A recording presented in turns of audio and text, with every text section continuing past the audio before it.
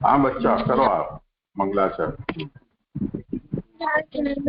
चिंता संतानान्तारो यत्पादाम्बुजरेणव श्रियानन्तान्निजाचार्यं प्रणमामि मुहुर्मुहुः सुधनुव्रतो जन्तु सर्वदुर्गातिको भवेत् अहं सर्वदा वन्दे श्रीमद्वल्लभनन्दनम् ज्ञानाञ्जनशलाकया चक्षुरुन्मीलितं येन तस्मै श्रीगुरवे नमामि हृदये श्रीलीलाक्रीडाभिषयिणों लक्ष्मीसहस्रलीलाभिषेकं कलानिधिं चतुर्भिश्च सर्वैर्विराजते पञ्चदा हृदये मम નરહરિદાસનો બીજો પ્રસંગ નરહરિદાસ પછી એમને માનસી સેવા મળી પછી એમ જગે જગે જાતા જ્યારે દ્વારકા દર્શન કરવા જતા જગન્નાથજી દર્શન કરવા જતા તો એકવાર એ બદ્રિકાશ્રમ ગયા હતા ત્યારે મહાપ્રભુજી હતા એમને પૂછ્યું મહાપ્રભુજી હું જયારે સંન્યાસમાં જે કરતો હતો ત્યારે મને એનો સંન્યાસ ગ્રંથનો બધું ખબર હતો પણ હવે હું ભક્તિ ધર્મ આવે તો મને કાંઈ ખબર નથી તો મહાપ્રભુજી એમને ગ્રંથ શીખવાડ્યો ગ્રંથનું નામ હતો સંન્યાસ નિર્ણય પછી એમને ખબર પડી ગયું એના પછી એમને માનસી સેવા મળી તો પહેલા પછી માનસી સેવામાં મગ્ન રહેતા આમાંથી મળે છે કે આપણે સમજ ના પાડે ને આપણે ગુરુને પૂછવું જોઈએ જગ્યામાંથી શબ્દ છે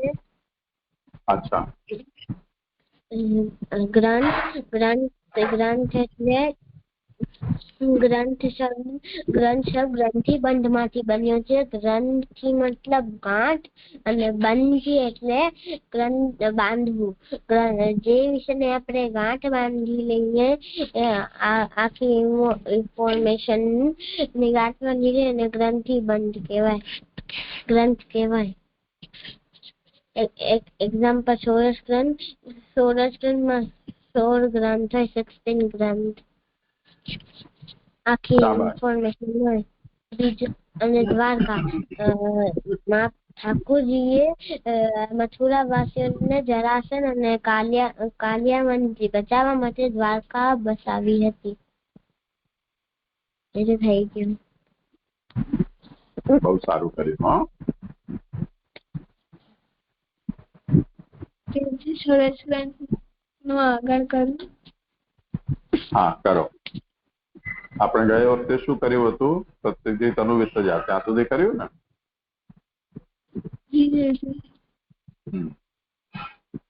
પેલા એનું થોડું આવર્તન અરે हाँ हिंदी में करવું પડશે ને हाँ हिंदी में कर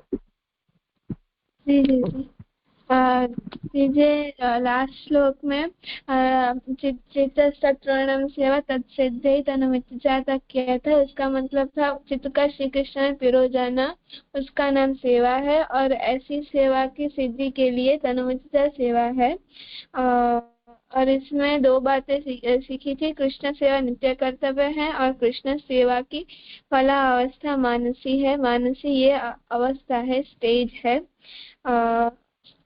और चित्त और हमें ऐसा हो कि चित्त श्री कृष्ण में हमारा चित्त श्री कृष्ण में नहीं लगता हो तो फिर हम क्या करें तो जहाँ पे भी हमारा मन चित्त जहाँ पे जुड़ा हो जैसे कि परिवार में या धन में या कोई और चीज में तो वो चीज को हमें ठाकुर जी की सेवा में जुड़ा देना चाहिए वो चीज को हमें ठाकुर जी की सेवा में विनियोग करना चाहिए और इसमें से जैसे आपने इसमें एग्जाम्पल दिया था कि जैसे गाय तो इतनी बड़ी होती है हम उसे हिला भी नहीं पाते पर उसके बछड़े को हम ले जा सकते हैं तो गाय का चित्त उसके बछड़े में रहता है तो फिर हमें कोई काम गाय से करवाना हो तो हम उसके बछड़े को जहाँ ले जाएंगे वहाँ वो पीछे पीछे आ जाएगी तो वैसे ही हमारा मन की जो जहाँ पे भी जुड़ा हो वहाँ उसको ठाकुर जी की सेवा में लगा देना तो फिर हमारा मन भी ठाकुर जी में लग जाएगा और हमें पहले जो काम करेंगे जो पहले हम ठाकुर जी की सेवा करेंगे तो हमें उसमें मन नहीं लगेगा पर जैसे हमारा मन पहले नहीं लगेगा फिर हम उनको उसका काम को नित्य करेंगे रोज करेंगे तो धीरे धीरे हमारा मन उसमें लगेगा और इसमें से आप चार बातें यहाँ पे आपने कही थी। कृष्ण सेवा नित्य कर्तव्य है, कृष्ण सेवा की फला अवस्था मानसी सेवा है, चित्त का सेवा में प्रवण होना सेवा का फल लक्षण है, साधन रूप तनुमित जा है उसका। बस इतना ही मुझे इतना ही समझ में आया था। हाँ, तो कृष्ण सेवा सदा कार्य, ये सेवा की नित्य कर्तव्यता का उपदेश।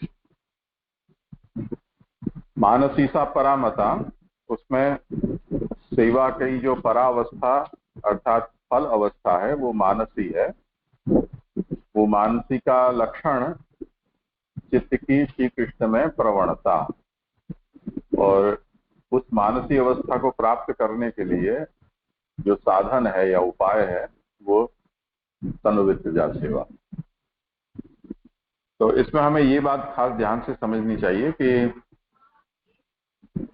चेतस तत्प्रवणम सेवा, ये जो सेवा का लक्षण दिखाया है श्री महाप्रभु ने, यानी उसकी डेफिनेशन दी है, वो मानसी सेवा की डेफिनेशन है जिसे फलावस्था कहा गया है। उसको हम जनरल सेवा की डेफिनेशन नहीं दे सकते हैं, क्योंकि अगर ऐसा करेंगे तो मानसी यानी चित्त का लग जाना, उसमें सेवा क्या हुई। उदाहरण के तौर पर विद्यार्थी पढ़ाई में मन लगा रहा है, शिकारी है वो शिकार के ऊपर अपना मन लगा रहा है, कोई कलाकार है वो अपनी कलाकृति के ऊपर मन लगा रहा है। इसी तरह जो योगी होते हैं, योग साधक होते हैं, वो अपनी आत्मा में अपने मन को लगाने का प्रयत्न करते हैं। तो इन सभी उदाहरणों में मन को एक जगह बांधने का उपाय सभी लोग करते हैं, पर कहीं भी इसे सेवा नहीं कहा जाता है। सेवा तो है वो शरीर से की जाने वाली कोई क्रिया का नाम सेवा है, जैसे गो सेवा,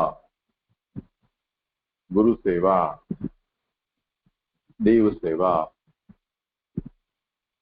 तो जिसमें हमारे शरीर की कोई क्रिया नहीं शामिल होती हो, उसे सेवा नहीं कहा जाता है। एक दूसरा, हम सेवा का जो सेवन शब्द है,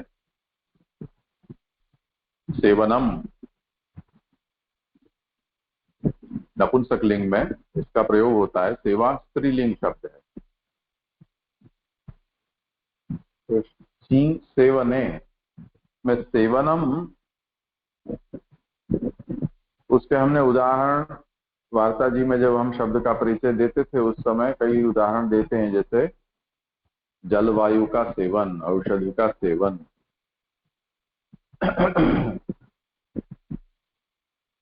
तो जलवायु का सेवन जो है उसका मतलब होता है शुद्ध जल, शुद्ध वायु, उसका हम अपने हित में उपयोग करें, यानी शुद्ध सांस वायु को हम सांस से लें। इसी तरह शुद्ध जल को हम अपने मुंह से लें। औषधि, जिस प्रकार की औषधि हो उसका हम उसे खाएं, पिएं, या शरीर पर उसको हम चुपड़ें,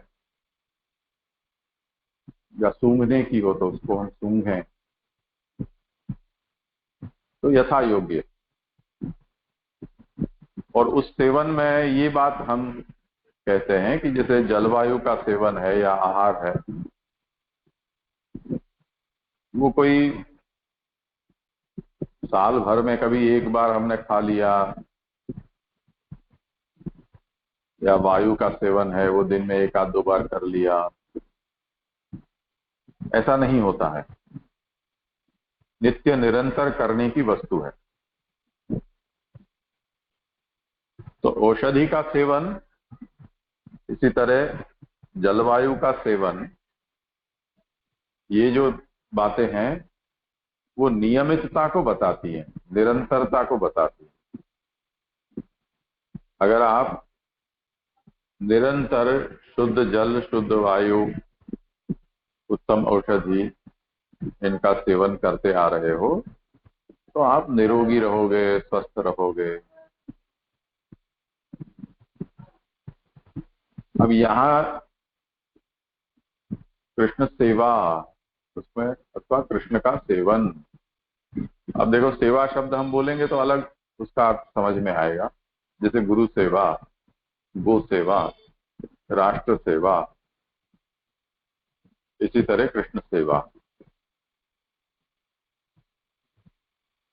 तो हमें अपने शरीर से, हमारे पास उपलब्ध जो कुछ भी साधन है उनसे हम उसे सुख पहुंचाने का, उसकी आवश्यकताओं को पूर्ण करने का जो प्रयत्न करते हैं, उसे प्रसन्न करने का जो प्रयत्न करते हैं, वो सेवा शब्द का अर्थ बनता है।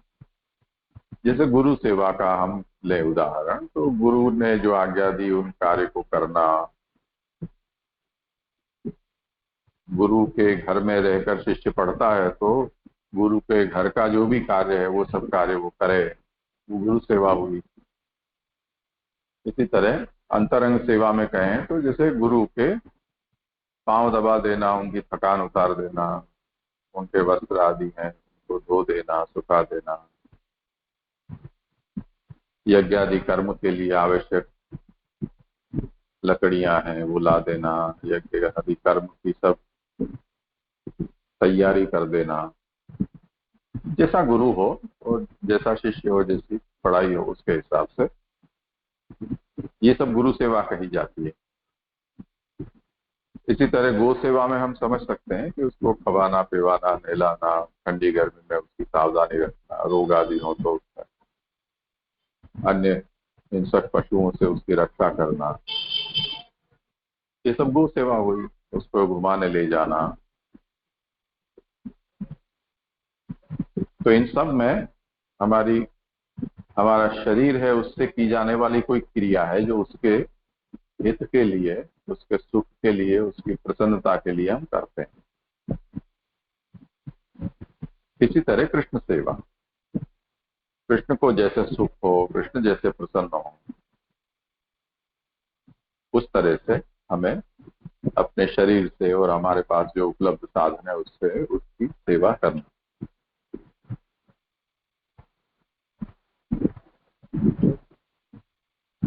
और जो उसी को अगर हम सेवनम, ऐसा हम सेवन शब्द का प्रयोग करें तो उसकी निरंतरता बताता है।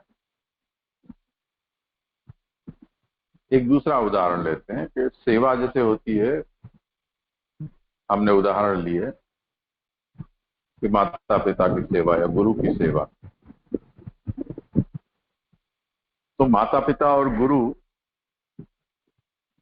ऐसे नहीं होते हैं जो आजकल जो डे मनाए जाते हैं, कि फादर्स डे या मदर्स डे, तो एक दिन फादर्स डे मना लिया और उस दिन हमने उसकी आरती उतार दी, पांव धो दिए, फोटो खिंचवा ली, तो गुरु सेवा या पिता की सेवा हो गई, माता की सेवा हो गई। ऐसा नहीं है, क्योंकि गुरु या माता पिता की ये जो संबंध ऐसे हैं वो आजीवन रहते हैं। हम जिएंगे तब तक वो हमारे गुरु रहेंगे, हम जिएंगे तब तक वो हमारे माता पिता रहेंगे। इसी तरह वो जिएंगे तब तक हमारे वो गुरु माता पिता रहेंगे।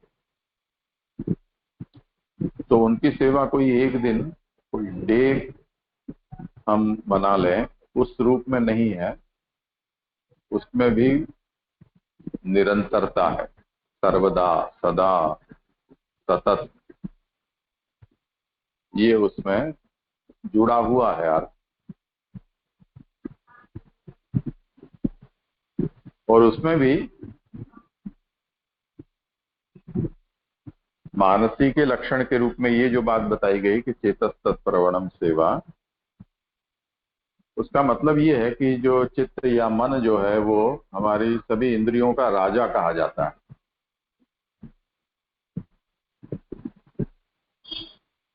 जैसे भगवान ने भगवत गीता में इस बात को समझाया है, उपनिषद कठोपनिषद में भी इस बात को कहा गया है, और उसमें एक रथ के उदाहरण से इस बात को समझाते हैं कि रथ में घोड़े जुते हुए होते हैं, उन घोड़ों के साथ लगाम जुड़ी हुई होती है, जो लगाम सारथी रथ चलाने वाले होते हैं उसके हाथ में होती है, और जो सारथी है उसके पीछे सवार बैठा होता है, यानी जिसका रथ है वो रथी। अब इस दृष्टि को हम सोचें, जो घोड़े हैं वो इंद्रियां हैं जिसके सहारे ये पूरा रथ चलता है। तो इंद्रियां यानी हमारे हाथ पांव आंख नाक आदि ये सब जो है वो इंद्रियां हैं। वो इंद्रियों को जोड़ने वाला वो रस्सी होती है, जो रस्सी सारथी के हाथ में होती है। तो मन वो रस्सी है, तो बुद्धि को सारथी कहा गया है। तो बुद्धि रूपी जो सारथी है वो मन रूपी लगाम या रस्सी से हमारी इंद्रियों को अपनी इच्छित दिशा की ओर वो ले जाती है या उसका संचालन करती है। चलाना, रोकना, तेज करना, धीरा करना, ये सब निर्णय है वो बुद्धि लेती है, और बुद्धि का इंद्रियों से संपर्क कराने वाला जो साधन है वो मन होता है, और पीछे बैठा हुआ रथ का स्वामी है वो आत्मा है, ऐसा समझो। तो रथी का मतलब आत्मा, बुद्धि का मतलब सारथी, रथ चलाने वाला।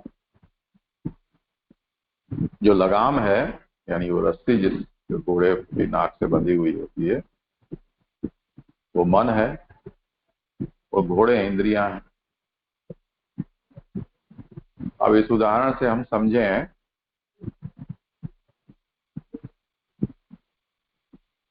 तो मन है वो इंद्रियों का राजा है। मन के अनुसार, मन के इशारे से इंद्रियां चलती हैं सामान्यतया। यहाँ जो सेवा का जो फलात्मक लक्षण कहा है मानसी, और उसकी परिभाषा दी है कि चित्त का श्री कृष्ण में प्रवण हो जाना, पिरो जाना। जैसे मोती में से धागा हम पिरो देते हैं और मोती उसी में रहते हैं, धागा मोती के अंदर रहता है, वो अलग नहीं होते हैं। इस तरह कृष्ण रूपी जो मोती है उसमें मन रूपी जो हमारा धागा है वो अगर पिरो जाता है तो वो अवस्था मानसी। अब इसमें इसे फल रूपा सेवा क्यों कहा गया है, या सेवा की फलावस्था क्यों कहा गया है मानसी को? उसका कारण ये है कि मन जहां होगा वहां इंद्रियों को जाना ही है। तो ये जो परिभाषा दी है, इस परिभाषा में यद्यपि तनुवित्त कहा नहीं है, पर बिना तनुवित्त के वो मन, पूरा मन श्री कृष्ण में लगे, उसे सेवा नहीं कहा जाता है, क्योंकि तब तो फिर सेवा का अर्थ ही नहीं बना।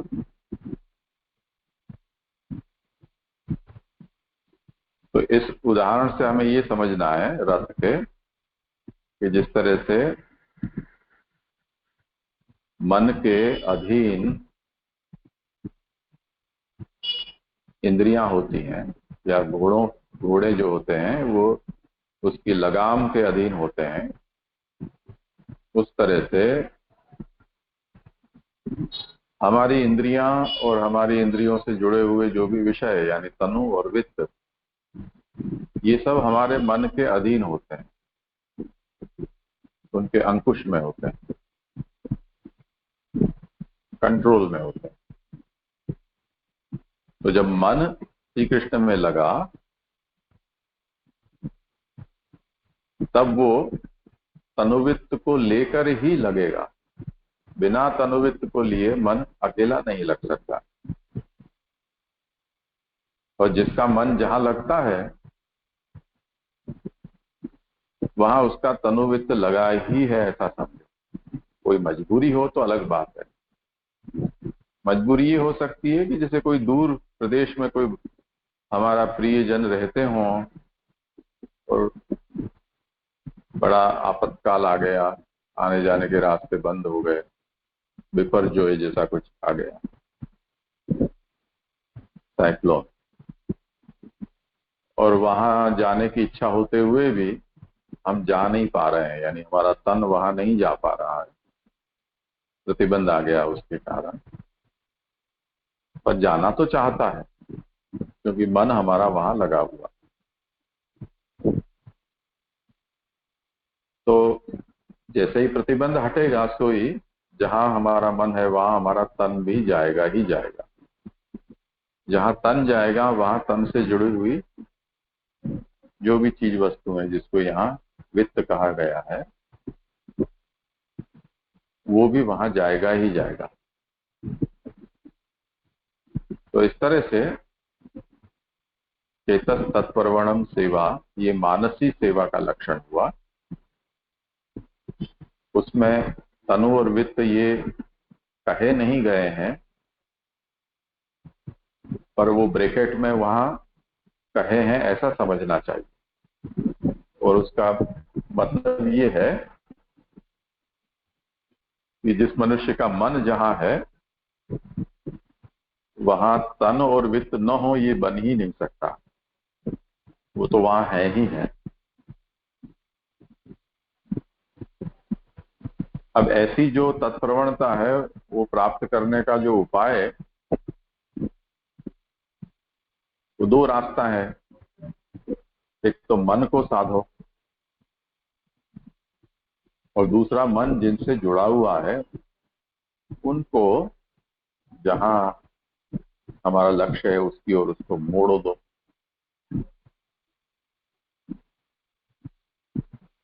तीसरा रास्ता भी है कि जहां हमें मन लगाना है उसके अलावा और जहां कहीं भी मन लगा है उसका त्याग कर दो। जो बाल बोध में सांख्य के रूप में और योग के रूप में समझाया गया है। पर महाप्रभु समझाते हैं ये दोनों ही रास्ते बहुत ही कठिन हैं और करने पर भी ये उपाय भगवान ने हमको जो कुछ दिया है उसको अगर हमें त्यागना पड़े तो हमें प्राप्त हुआ वो फिजूल गया। उदाहरण के तौर पर तुम लोग विद्यार्थी हो और तुम लोगों को बहुत सारी पुस्तकें दी जाती हैं, पढ़ाई की, गाइड, वर्कबुक और नोटबुक और न जाने क्या क्या। ये सब तुम्हारे साधन है। तुमको समझाया ही जाता है कि इन सब साधनों से तुम्हारा मन उसमें लगना चाहिए। लक्ष्य तुम्हारा क्या है? तो पढ़ाए जाने वाले विषय में तुम्हारा मन लगे। अब जिन जिन चीजों में तुम्हारा मन नहीं लगता है उसके जो भी कारण हैं, जैसे खेल कूद है, भोजन है, टेलीविजन, मोबाइल है, घूमना फिरना है, घर परिवार है, दोस्त रिश्तेदार है, ये सब उस पढ़ाई में तुम्हारे मन को बांट लेने वाले हैं। अब बहुत सारे विद्यार्थी हैं जिनका मन पढ़ाई में इन कारणों से नहीं लगता है, क्योंकि उनका मन वहां बटा हुआ है सब जगह। तो क्या कोई स्कूल ऐसा कहता है कि तुम अपने माँ बाप को छोड़ दो और सन्यासी बन जाओ? क्या कोई स्कूल ऐसा कहता है कि जिन जिन चीजों में तुम्हारा मन लगा गया है, जिसके कारण तुम पढ़ाई में ध्यान नहीं दे रहे हो, उनको सबको दान कर दो, लौटा दो? ऐसा तो कोई नहीं कहता, क्योंकि ऐसा संभव भी तो नहीं है। कौन कर पाएगा ये? ऐसे स्कूल में भेजेगा भी कौन? तो महाप्रभु कहते हैं कि भगवान ने हमको जब शरीर दिया है, इंद्रिय दिया है, हमको घर दिया है, परिवार दिया है, उसमें हमारा मन लगा हुआ है, उसको त्यागना ये कोई समाधान नहीं है। उनके होते हुए हम प्रभु में मन नहीं लगा पा रहे हैं, ये भी एक सच बात है। तो रास्ता क्या? रास्ता ये है कि जहां जहां हमारा मन है उनको प्रभु के साथ जोड़ो। जैसे ही जोड़ेंगे तो उनके साथ लगा हुआ मन प्रभु में भी लगेगा। तो ये उपाय श्री महाप्रभु हमें, यानी शास्त्र ही ये हमें बताता है आत्मनिवेदन भक्ति के रूप में। तो किसी वस्तु का त्याग करने के बजाय प्रभु के साथ उसको जोड़ना, ये उसका अच्छा उपयोग है। इस तरह से श्री महाप्रभु हमको ये तन्वित सेवा से मानसी अवस्था की प्राप्ति होती है, ये समझाते हैं। ठीक है भक्ति? जी जी जी जी। पर आपने अभी कहा कि जो जिसका सिर्फ मन लगा उस सेवा में, तो वो सेवा नहीं कहलाती। तो वार्ता जी में सूरदास जी कहा है तो उन्होंने तो सिर्फ मन ही लगाया था, क्योंकि उनकी आंखें नहीं थी। तो आचार्य जी ने भी उन्हें सेवा नहीं पधराई थी। तो फिर वो उनको मानसी सेवा मिली थी या नहीं मिली? ऐसा है कि अंधा आदमी जिसको इंद्रियां नहीं है,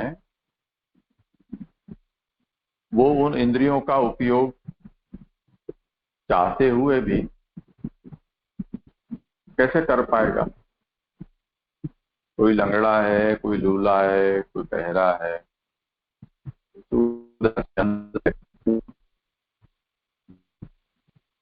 पर क्या सूरदास जी को आंखें होती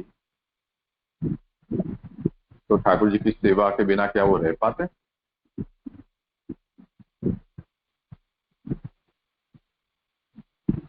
नहीं जी जी। तो इसी बात को मैंने ये समझाया कि मन राजा है, और सामान्यतया हमारी इंद्रियां हैं वो मन के वश होती हैं।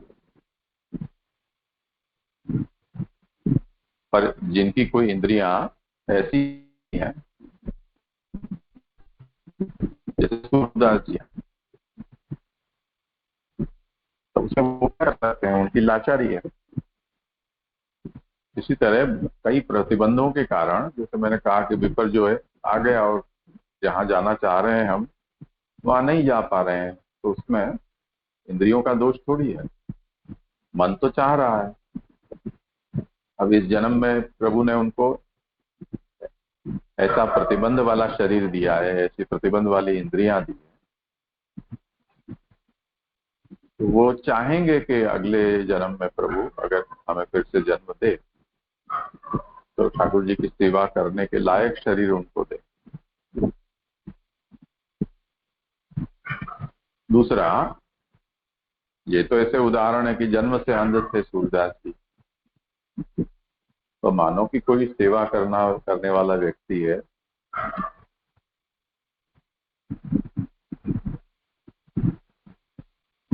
उसकी टांगे कट जाए, हाथ टूट जाए,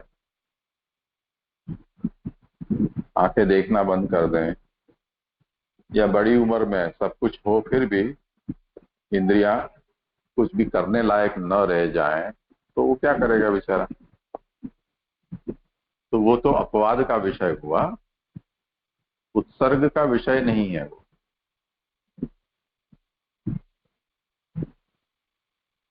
पर यहाँ हमें ये समझना है कि मन अपने स्नेह से, हमारे स्वामी श्री कृष्ण हैं, ऐसा आत्मनिवेदन का भाव, दास्य का भाव अगर उसके भीतर है और वो प्रभु में लगा हुआ है, तो यदि उसकी इंद्रियां उसको साथ दें तो वो अवश्य उसका उपयोग अपने स्वामी की सेवा में करना चाहेगा।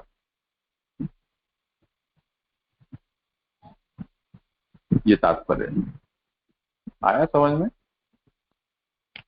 जी जी जी जी, मुझे इसमें ये समझ में आया कि कृष्ण सेवा और कृष्ण सेवन, कृष्ण सेवा यानी कि हम गौ सेवा करते हैं, गुरु सेवा करते हैं, और सेवा यानी कि जो तो हम कुछ काम करें, किसी की सेवा क्रिया करें तो उसे सेवा कहा जाता है। हमें अपने शरीर को साधन है, हमारा साधन है, उसे प्रभु में लगाना है। गुरु सेवा यानी कि गुरु को सुख हो ऐसी क्रिया करना, गुरु को क्या चाहिए उसका सब ध्यान रखना। ऐसे ही कृष्ण सेवा जिसमें प्रभु सब हो, वो सबको सब सुख मिले, प्रभु के सुख के लिए सब हो, ऐसी क्रिया को कृष्ण सेवा कहते हैं। और सेवनम शब्द से भी समझ सकते हैं। सेवनम यानी कि निरंतरता बताती है। जैसे जल वायु का सेवन निरंतर करते हैं, इसमें मानसी सेवा फल है। मन सभी इंद्रियों का राजा है। इसे आपने रथ के एग्जाम्पल से सिखाया कि घोड़े यानी इंद्रियां, और रस्सी यानी मन, और बुद्धि यानी सारथी, और रथ का स्वामी यानी आत्मा।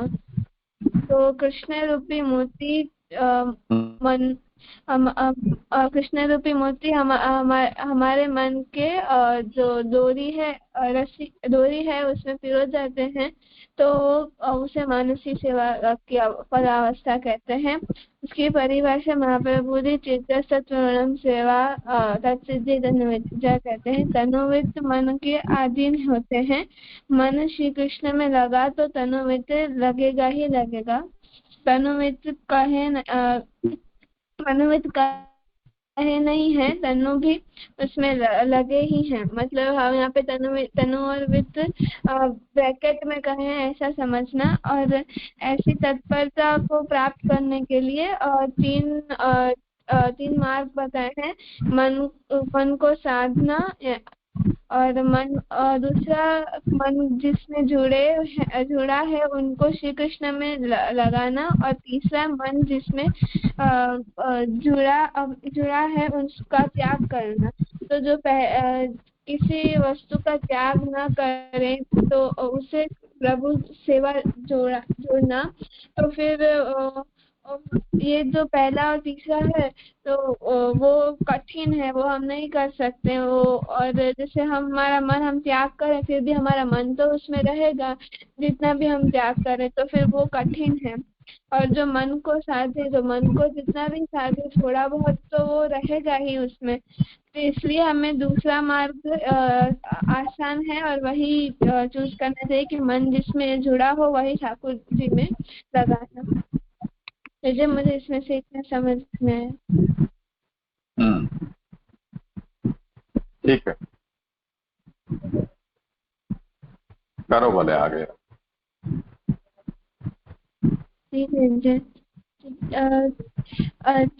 चेतन चित्त का प्रभु में पिरो जाना, और ये चित्त का प्रभु में पिरो जाना उसका नाम सेवा है। और ऐसी सेवा की सिद्धि के लिए तनुविद सेवा है, और ऐसी नित्य तनुविद सेवा करने से चित्त का प्रभु में लगता है, चित्त प्रभु में लगता है, और संसार के दुखों की निवृत्ति होती है और ब्रह्म का बोध होता है। तो हम तनुविद सेवा करते हैं तो हमें ब्रह्म का बोध होता है। ब्रह्म तो श्री कृष्ण ही है, श्री कृष्ण ही पर ब्रह्म है। तो हमें उनका बोध होता है कि पर ब्रह्म क्या है, उसका बोध होता है। और हमारे दुख भी संसार के दुख, हमारे जो दुख है उसकी निवृत्ति होती है। जैसे यहाँ पे ब्रह्म का बोध होता है वो तो समझ में आया, हम सेवा करेंगे तो हमें ठाकुर जी ही ब्रह्म है उसका बोध होगा। पर संसार के दुख निवृत्त कैसे होंगे? वो तो रहेंगे ही। से हमारे घर में कोई बीमार हो और फिर एग्जाम हो तो फिर हमें थोड़ा दुख तो उसमें रहेगा ही, तो वो दुख कैसे निवृत्त होंगे? हाँ, अच्छा विचार करें।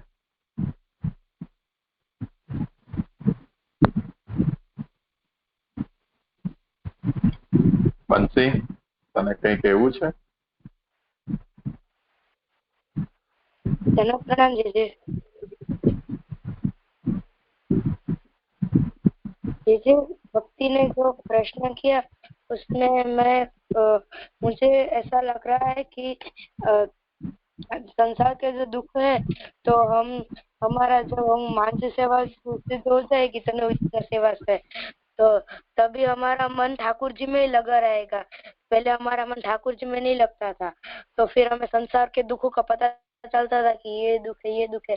पर अब हमें ठाकुर जी की सेवा कुछ दिखेगा नहीं, सिर्फ ठाकुर जी में मन लगने लगेगा, तब हमें संसार के दुख का कुछ पता कैसे चलेगा? पता चलेगा पर हमें इतना दुख नहीं होगा, क्योंकि हमें हमारा चित्त तो प्रभु में ही, हमारा चित्त कहीं और है ही नहीं कि हमें दुख का पता चले, कि दुख लगे कि ये क्यों हुआ। मुझे इतना पता चला। हाँ भक्ति, बोलो, आया समझ में?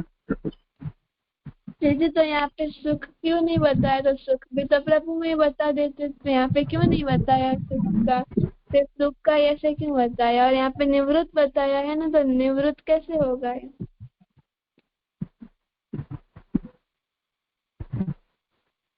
हाँ बंसी, करो चर्चा।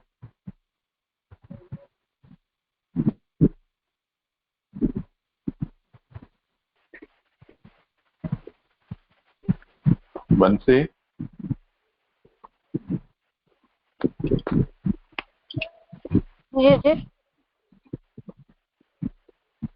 जी मुझे भक्ति ने कुछ पूछा।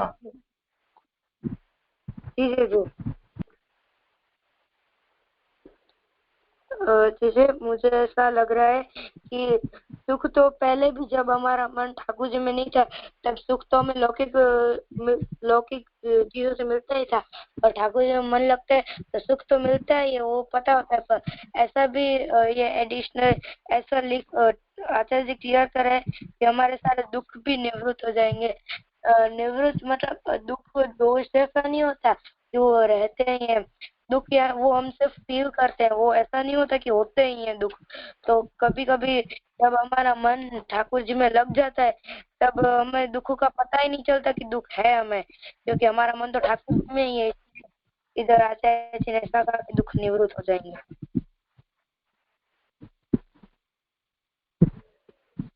हाँ मुझे इतना समझ में लग रहा है। हाँ, पूछते हैं। ठीक है, मुझे समझ में नहीं आया। नहीं है?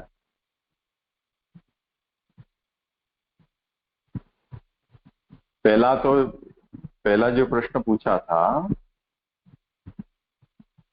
कि कोई बीमार हो गया या परीक्षा आ गई, ये सब बड़े बड़े दुख हैं।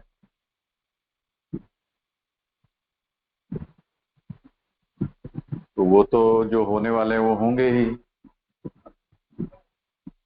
तो बंसी ने उसका ये उत्तर दिया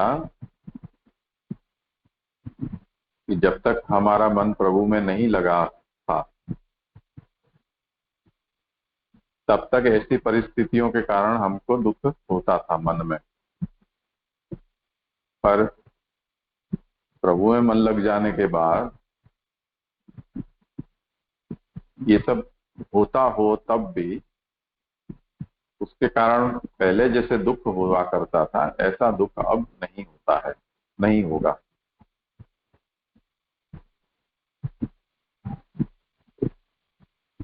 और ये बात हम समझ सकते हैं कि अहंता ममता, ये जो संसार दुख है वो हमारी अहंता के कारण और ममता के कारण होने वाली अनुभूतियां हैं। अहंता यानी मैं मतलब मैं पुरुष हूँ, मैं किसी का बेटा हूँ, मैं ब्राह्मण हूँ, मैं भारतीय हूँ। इस तरह से जो हम अपनी पहचान जैसे भी देते हैं वो सब हमारा मैं है, और उसके साथ जो जुड़ा हुआ है वो सब मेरा। जैसे मेरा घर, मेरा परिवार, मेरी ज्ञाति, मेरा स्कूल। तो जितने भी हमारे दुख हैं या सुख हैं वो सब इनके कारण है।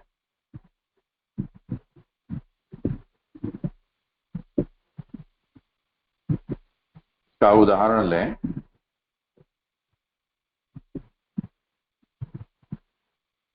जैसे हम अपने कपड़े पहने हुए हों हमारे शरीर पर, तब वो वस्त्र के साथ हम अपनी अहंता यानी मैंपन हमारा बनता है। पहने हुए वस्त्र के ऊपर अगर पानी के कोई छींटे डाल देता है तो हम ये कहते हैं कि हम मुझे भिगो क्यों दिया, मेरे ऊपर पानी क्यों डाला। तब हम ये बोलते हैं मेरे ऊपर पानी क्यों डाला।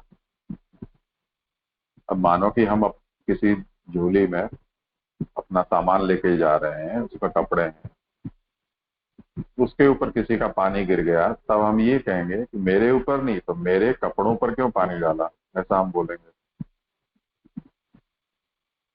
वो हमारी ममता उसके वस्त्रों के बारे में है।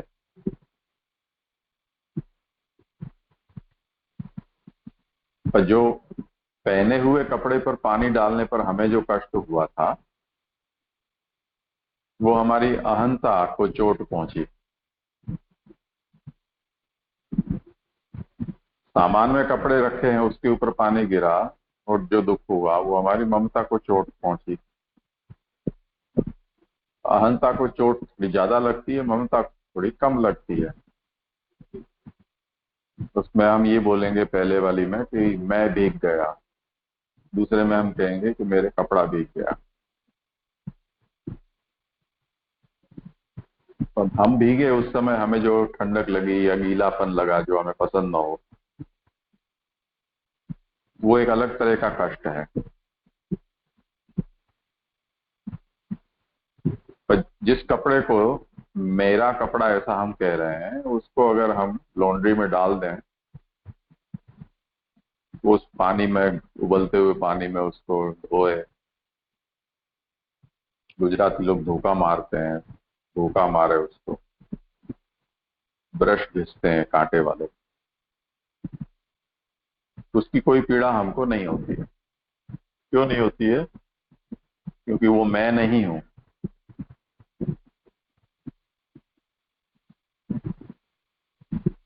हमारे ऊपर कोई धोखा मारे तो हमको पीड़ा होती है क्योंकि मैं हूं, वह हमारी अहंता है।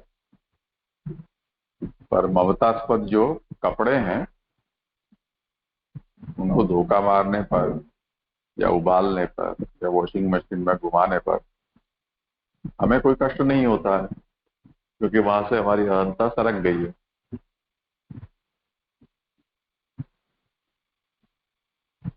उसी तरह जो हमारी अहंता, जैसे हमारे वो कपड़ा जिसको हमने लॉन्ड्री में डाल दिया है, वो हमने पहना था, तब वो हम अपना स्वरूप मानते थे, मैं मानते थे।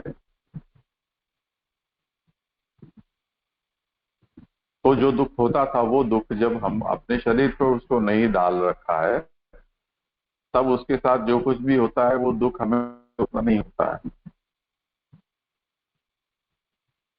इसी तरह चश्मा हमने आंख पे लगा रखा है और उसमें कोई धूल हमारे चश्मे के ऊपर डाल दे तो हमें साफ दिखलाई नहीं देगा।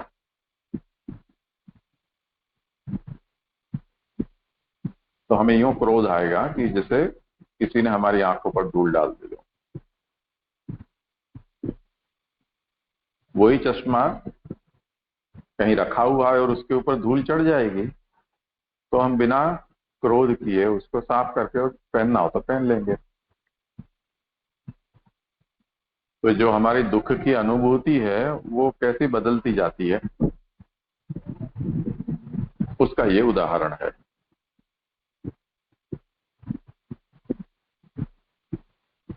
अब जो धूल या गंदगी का कारण हम गंदे हो गए ऐसा अनुभव करते हैं, वही अनुभूति हमारी तब बदल जाती है कि जब हम पाँव में जूते चप्पल कुछ पहनकर चलते हैं और गंदी जमीन पर भी बड़े आराम से पाँव रखकर चले जाते हैं, पर तब हम ये नहीं बोलते हैं कि मैं गंदा हो गया।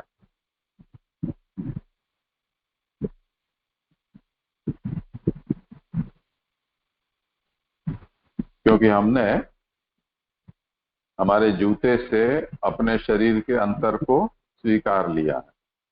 वो मैं नहीं हूं, जूते हैं वो मेरे से अलग वस्तु, जिसको मैं चाहूं तो उतार कर अलग रख सकता हूं। तो उसके अच्छे बुरे होने से मुझे क्या फर्क पड़ रहा है, या उसके कांटे के ऊपर भी पांव रख देने से मुझे क्या। तो उसके सुख दुख से हमें कोई लेना देना नहीं। तो ये सब बातें मानी हुई है, मन की बातें।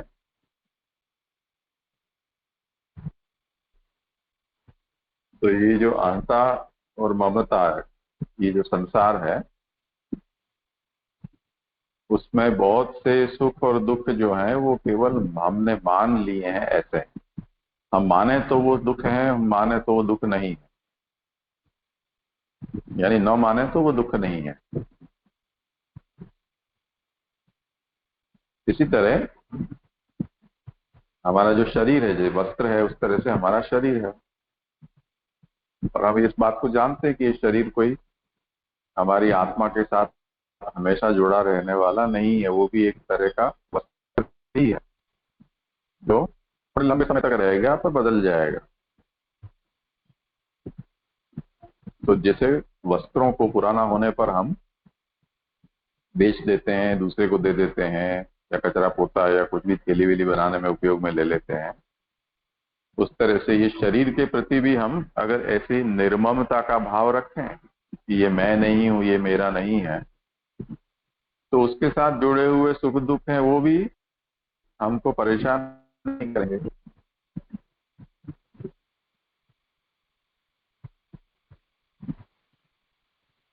अब जो भक्त है उसके बारे में महाप्रभु हमें ये कहते हैं कि तत संसार दुख से निवृत्ति ब्रह्म बोधनम। जिसने अपने तन को, अपनी इंद्रियों को और अपना सब कुछ ममत्व जिसमें है, ऐसे सभी वस्तुओं को प्रभु की सेवा में जोड़ दिया है, उसको उनसे जुड़े हुए सुख दुख का अनुभव नहीं होगा। संसार दुख शब्द यहाँ महाप्रभु ने स्पष्ट रूप से उपयोग किया है। उसका कारण ये है कि संसार संबंधी जो सुख है वो भी दुख रूप ही है।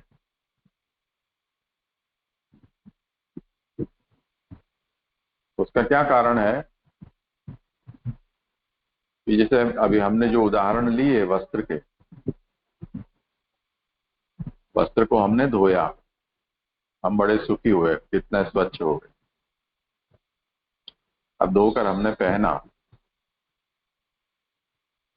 थोड़े समय में धूप में गए, बाहर से धूल उड़ी, हमारे शरीर से पसीना निकला, वो धुले हुए फिर से गंदे हो गए। अब फिर से दुखी हो, गंदे हो गए, उसको फिर से धो। ये चक्र अंतहीन है, चलता ही रहता है। तो जो हर सुख है उसके साथ संसार संबंधी जो सुख है उसमें दुख लगा ही हुआ है।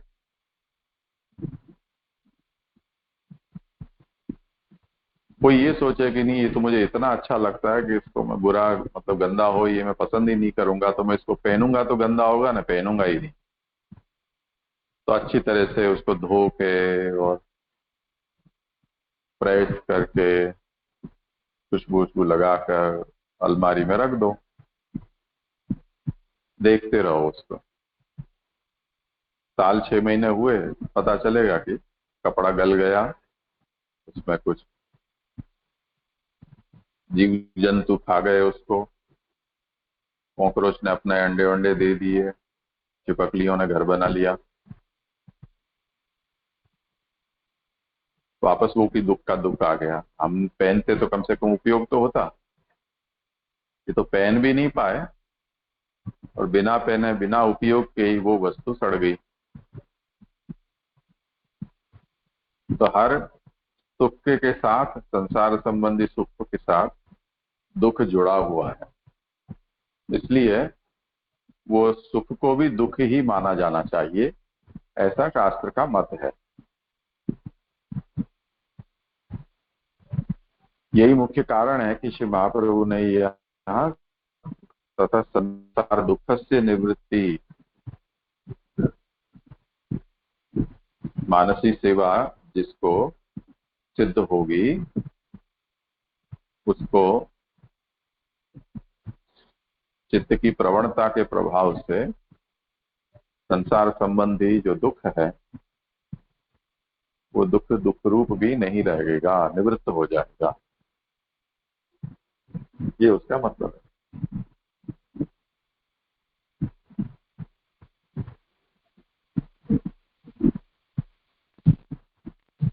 समझ में आया? जी जी जी। इसमें से ये समझ में आया कि जो मानसी सेवा हमें मानसी सेवा जो ग्रहण सेवा यहाँ पे मानसी सेवा हमारे चित्त में प्रवण होगी तो हमारे जो सांसारिक दुख है वो उनका वो निवृत्त हो जाएंगे और वो हमें बाधा नहीं करेंगे। और जो सांसारिक सुख है वो भी दुख ही है एक प्रकार से। जैसे आपने उदाहरण दिया कि जो कपड़े हैं वो हम एक बार धोएंगे फिर हम वापस उसमें पहनेंगे तो वापस गंदे हो जाएंगे, तो उसके पीछे दुख तो है ही।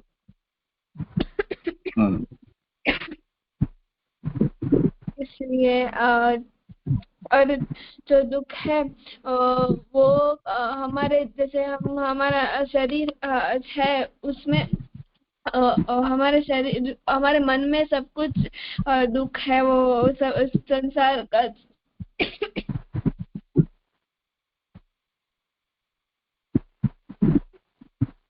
संसार के सुख दुख सब हमारे मन में है।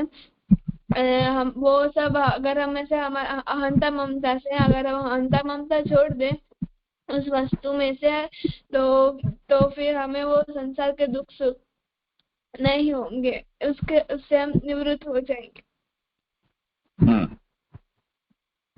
ठीक है, ठीक है, आज इतना ही रखो, पहले अपनी खांसी ठीक कर लो।